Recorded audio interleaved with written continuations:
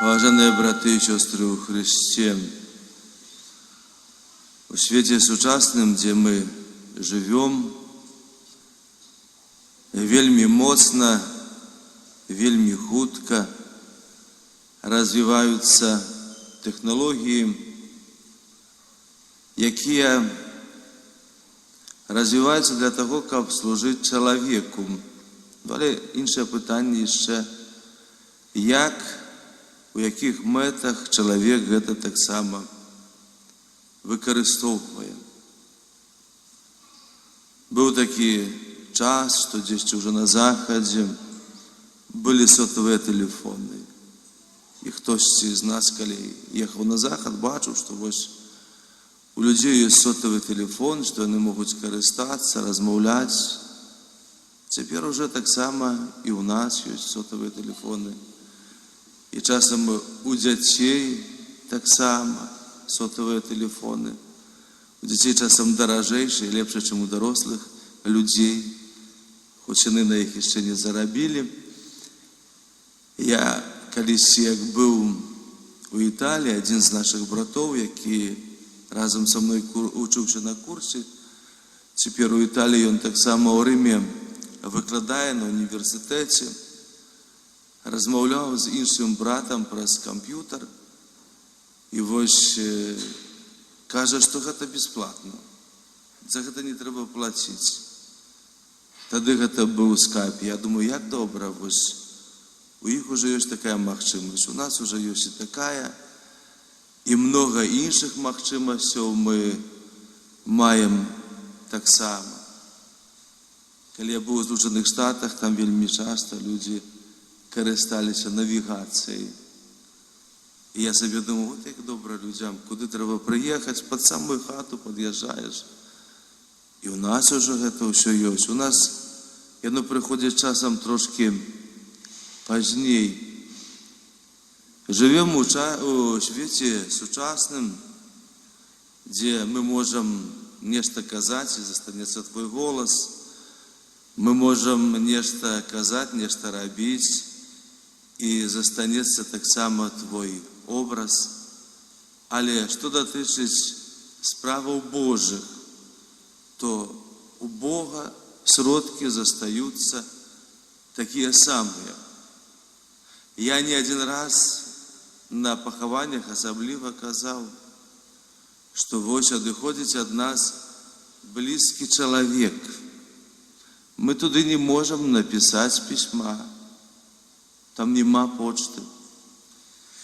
Ми туди не можемо вислати смс, там нема телефона у чоловіка. Ми нічого не можемо зробити з того, чим користуємося тут на гэтым світі. Сродки застаються такі самі, гэта значить тое, що дадено Богом, тое, що доходить туди, гэта наша молитва.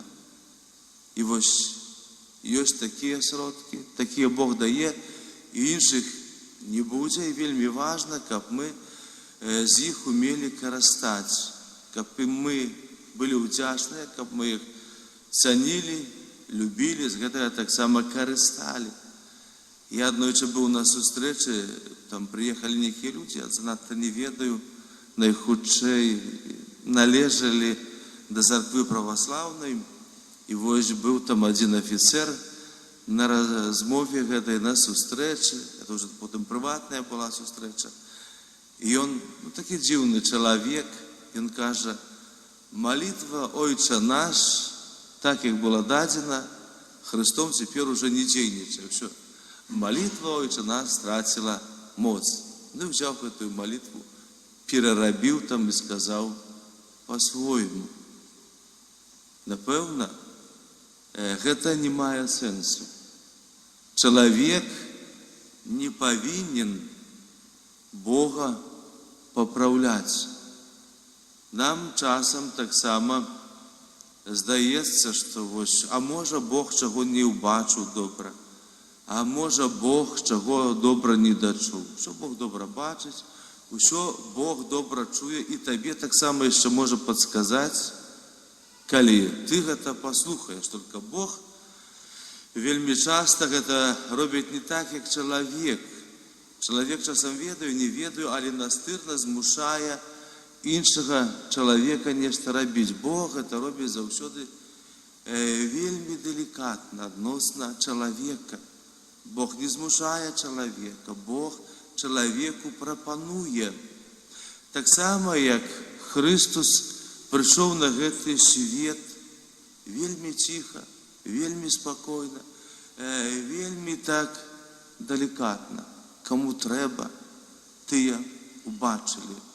Бог дапамог праз сваіх анёлаў, пастушкам.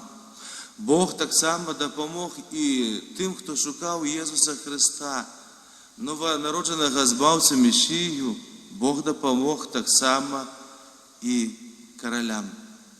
І вось мы, паважаныя браты і сёстры у Хрысце, зноў прыходзім да гэтай і да іншай святыні, каб задумацца над тым, што Бог нам зрабіў да гэтага часу, што Бог робіць і што Бог нам таксама прапанаваў і прапануе для нашага збаўлення. У Святым Пісанні на самым пачатку, калі ж мова пра грэх першародны, пра грэхападзенне, ёсць такія словы. Калі людзі зграшылі, першае, Бог прыходзіць да першых людзей, Бог прыходзіць да Адама і пытаецца ў яго: Адам, дзе ты? Адам, які заўсёды з радасцю да гэтага часу ішоў на сустрэчу з Богам, уцёк і схаваўся. Бог шукае Адама не для таго, што Бог не ведае, што здарылася, дзе Адам, чаго ён недзе схаваўся. Усё Бог вельмі добра ведае. Бог шукае Адама, каб з ім паразмаўляць. І вось таксама, як Бог калісьці Адаму задаваў такое пытанне: дзе ты, Адам? І нам задае падобнае пытанне.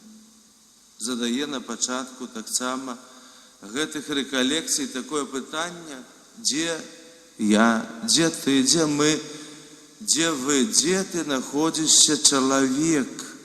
Это таксама, як з навігацыяй. Мы часам не ведаем, куды прыехалі, але цяпер ёсць магчымасць, чи телефон, чи планшет. Мы карыстаемся навігацыяй, яна паказвае, дзе мы находзімся, і потым навігацыя паказвае, можа не заўсёды вельмі добра, але вельмі часта навігатар нам паказвае, дзе мы находзімся і у якім кірунку, куды мы таксама павінны ехаць.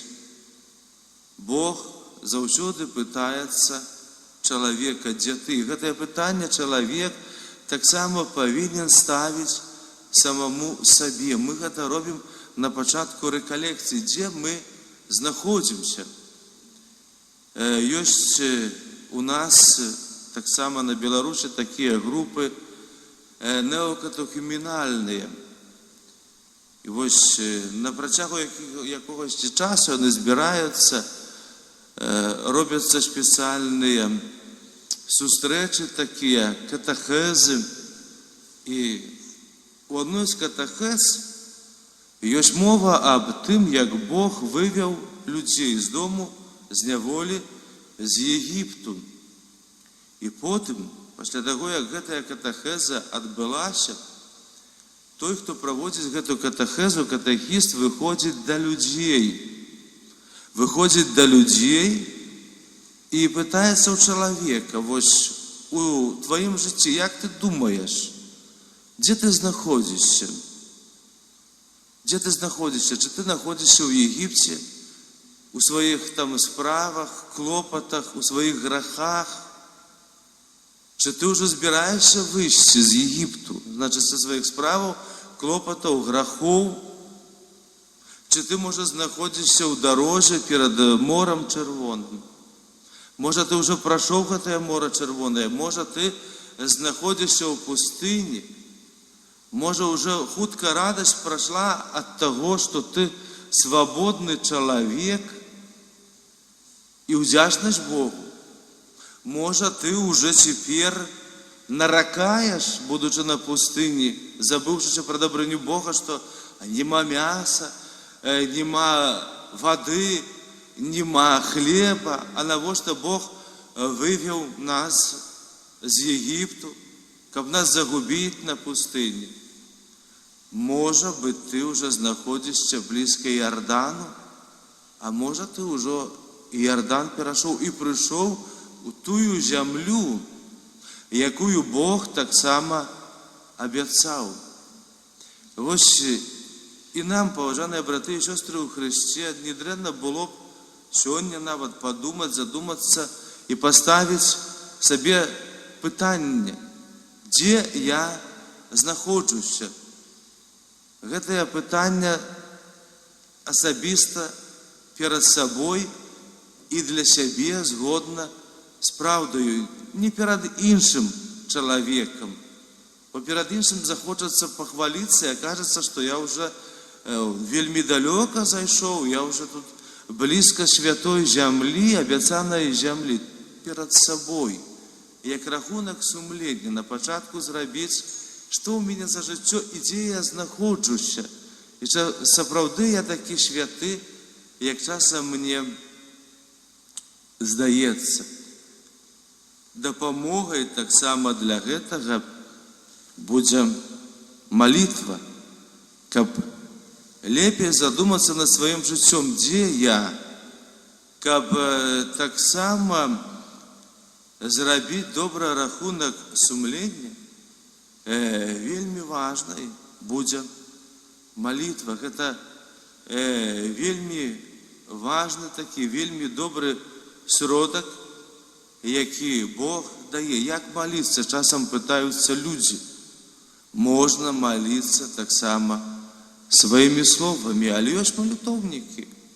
У малітоўніках ёсць тыя малітвы, якія нам патрэбныя, толькі з іх трэба карыстаць. Вось вельмі часта мы тымі сродкамі занадта не хочам карыстацца, якія дае нам Бог. Сродкамі сучаснымі мы карыстаемся з радасцю, і асабліва маладзейшыя людзі чакаюць, калі ўжо будзе наступны айфон, калі ўжо будзе наступны тэлефон, калі там будуць некія новыя навароты.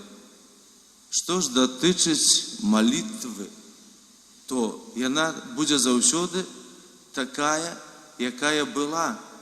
Таму што Бог, нават калі мы кажам пра малітву Ойча наш, яе дае дасканалую, совершенную, простую, і там нічога не трэба дадаваць, нічога не трэба адкідаць.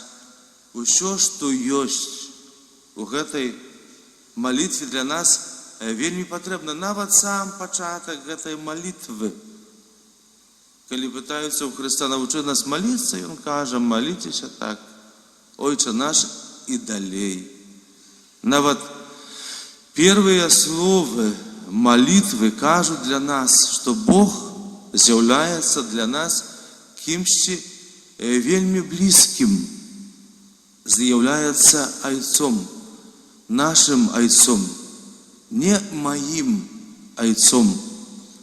Часам, як бы казалось, гэта эгоістычна. Не айцом некага народа, як гэта казалася жыдам, што вось з'яўляецца нашым айцом. Не можа айцом, скажам, только мусульман, бо часам кажацца некаторым з іх, што вось мы верныя, іншыя таксама неверныя. Вучыць нас Христос малітвы Ойча наш. Гэта значыць і мой, і твой, і наш, і ўсяго свету. І вось, каб добра зрабіць рахунак сумлення і адказаць сабе асабіста на пытанне, дзе я знаходжуся, вельмі важна таксама, каб была малітва. Гэта такі цудоўны зродак, які Бог нам дае, але, на жаль, з якога чалавек не користає, бо занадто чоловік сучасний не має часу. Або люди часом кажуть, ми молимося, а Бог нас не вислуховує. Як я розмовляв у Мінську з одним чоловіком, православним чоловіком, уже раз у житті його бачив, який пережив, справді, вельми великою трагедію. Мама хворіла раком, і ось померла від цієї хвороби. І коли розмовляли, до його тяжко було достукатися до цього чоловіка, щоб він приходив у церкву, щоб молився, бо він з такою обідою каже, що як мамі було дренно, я приходив у церкву, я поставив свічку, може раз у житті, а Бог мене не вислухав. Як же ж так просто можна було вирішати наші справи? Дренно прийшов, спитав тільки, де тут за здрав'я, де за покой, свічку поставив, і справи вирішені. Люди, може б, так і хотіли. Або некоторі люди кажуть, ми так довго молимося, а Бог нас не слухає, не хоче допомогти нам уладкувати наше життя. А скільки год ви ламали це життя? Ви його ламали, може, на протягу свого життя, свою сім'ю, многих годов, десятків год ви до цього йшли. А тепер ви хочете на протягу, може, несколько тижнів, несколько місяців наладити, змінити своє життя. Так не буває. Люди часом пробують там хинутися трохи у бок Бога, зроблять пару кроків. Кажуть, а Бог хіба нас не чує. А треба часом вельми великий висілок. Справа навіть не у тим, яка лічба молитви. Справа у тим, яка наша якість молитви, і наскільки вона щира, і наскільки ми Богу довіряємо. Кажучи слово про молитву, я вспоминаю такий фільм, брати православні зробили. Вельми добрий фільм, коли так само до старейшого святара православного приходит такая думка, что вот я бачу, что некоторые люди приходят в церкву, люди некоторые молятся, и я бачу, что они щиро молятся, але Бог їх не вислуховує.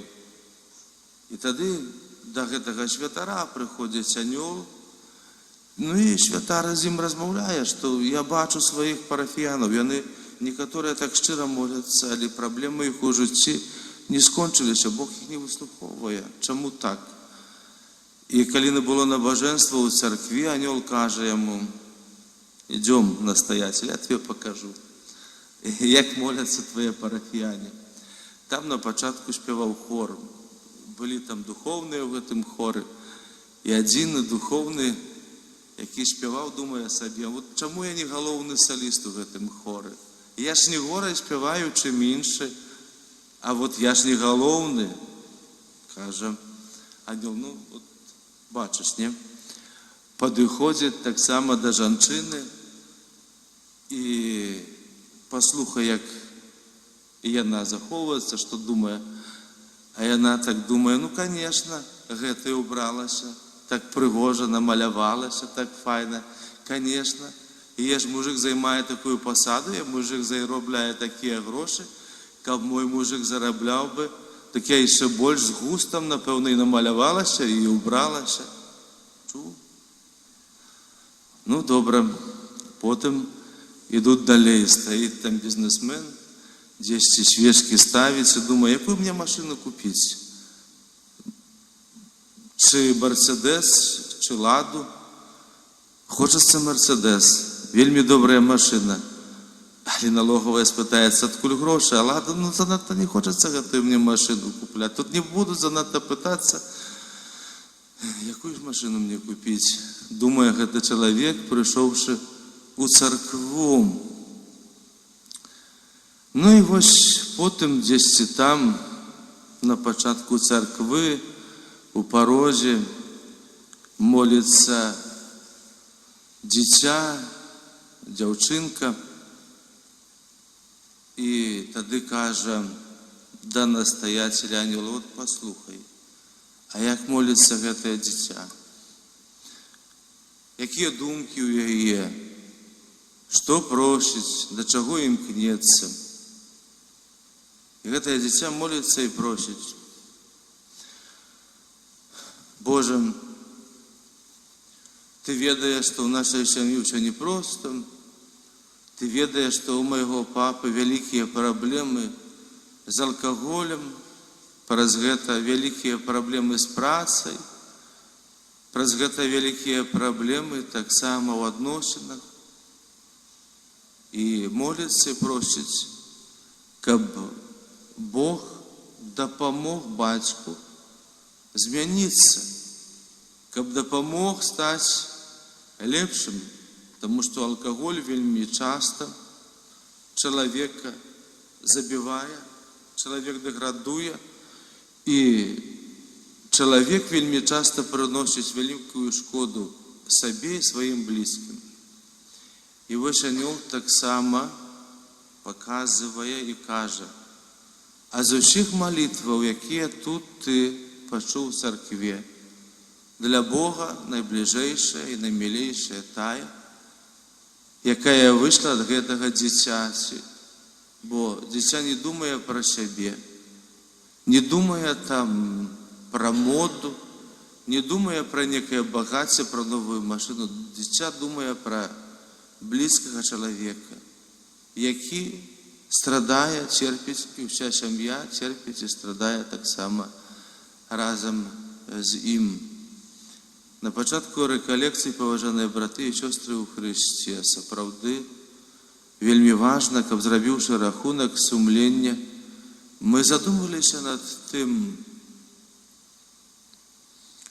дзе мы знаходзімся, якое нашае жыццё, якая наша малітва і што ў гэтым жыцці трэба змяніць. Амен.